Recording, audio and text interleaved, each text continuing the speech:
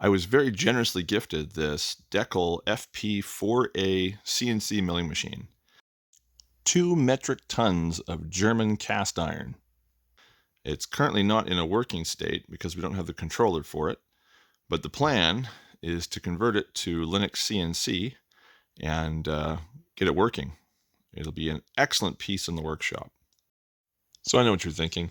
You're thinking, okay, smart guy, how are you going to power it? Well, that's easy.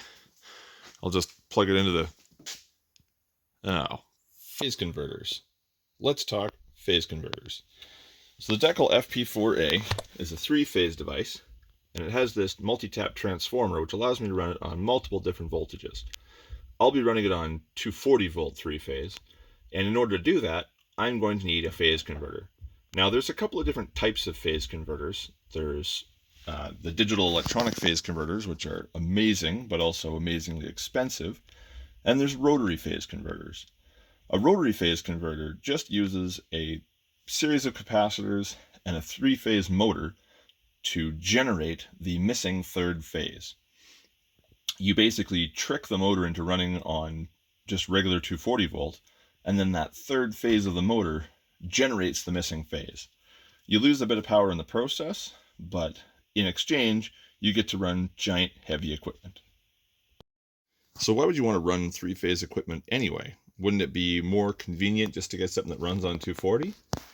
Yes, but the difference between 3-phase and ordinary motors, like you'd find on your table saw or whatever, is that 3-phase motors are more efficient, and also they tend to be cheaper on the secondary market because most people can't run a 3-phase motor at home. So that opens up a lot of possibilities where you can use 3-phase motors, which will deliver more power for your energy input than you would otherwise be able to use. I've had to move my shelving, my fabrication section, one of my workbenches, and pretty much everything out of this quarter of the workshop just to make room for this machine. But I think it's worth it. It's a little bit tricky to get a sense of scale for how big this machine is on camera. So while I don't have a banana in the workshop for scale, here are a couple of 1, 2, 3 blocks.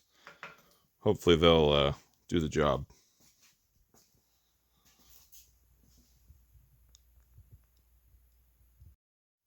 This is going to be a big project, but I'm hoping to take you guys along with me every step of the way so we can go through what it takes to convert one of these old industrial machines over to Linux CNC.